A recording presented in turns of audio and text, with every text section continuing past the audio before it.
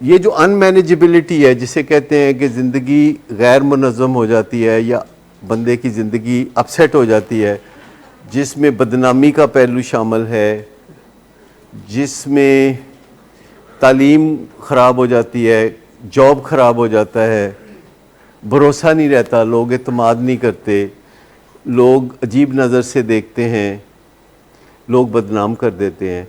ये भी अपसेट होने का एक तरीका है जिसको सोशली अपसेट कहा जा सकता है।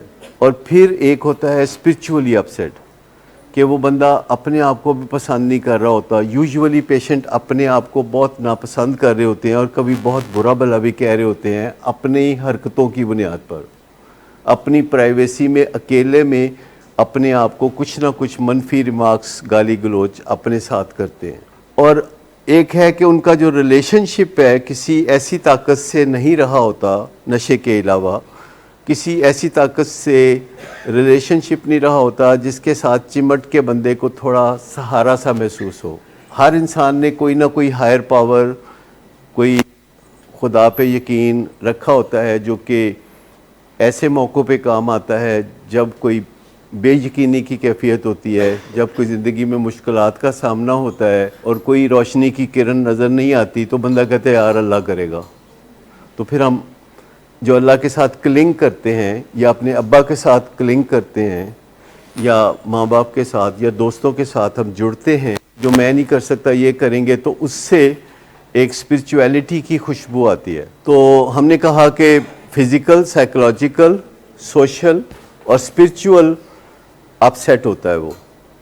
लेकिन जब मैंने आपसे पूछा और आपने 100%, 200% और 300% बताया, तो आपके ज़हन में सिर्फ साइकोलॉजिकल अपसेट होना था। क्या आप में से कोई इस वजह से अपसेट था कि उसकी ज़िंदगी बर्बाद हो चुकी है या गैर मुनज़्ज़म हो चुकी है, वर्क नहीं कर रही, फंक्शनल नहीं है, डिसफंक्शनल है, या उसकी कोई बदनामी हुई है? तो जो हम हिसाब किताब फैमिली से पूछ के या पेशेंट से पूछ के रखेंगे, उसका भी रखेंगे कि वो किस दर्जे ज़िंदगी अपसेट है।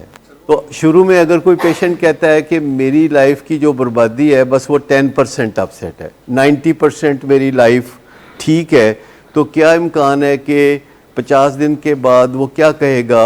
अगर पहले दिन वो कहता है कि मेरी जो सोशल या दुनियावी बर्बादी है वो 10% है, अगर वो पहले दिन ये कहता है, तो 50वें दिन क्या हो सकती है? ये जो बदनामी है, जो सोशल बर्बादी है, ये अंडरस्टैंड करना 100 दिन के इलाज का अहम हिस्सा है कि बंदे को पता चल जाए कि मेरी ज़िंदगी बर्बाद है और बर्बादी की वजह नशा करना है। और नशे की वजह इससे है कि मुझे नशा मौफ़क़ नहीं है।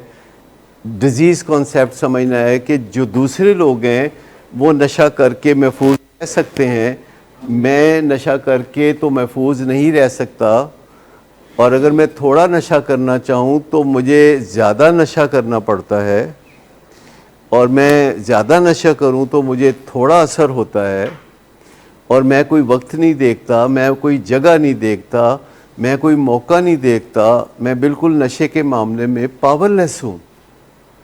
तो ये चीज़ें जिसे गौर से देखने की ज़रूरत होती है, तो इन चीज़ों को बढ़ावा देने की ज़रूरत होती है। अगर कोई पेशेंट डिज़ीज़ कॉन्सेप्ट समझ जाए कि बीमारी क्या है, क्यों मैं नशा नहीं कर सकता जबकि बाकी लोग कर सकते हैं।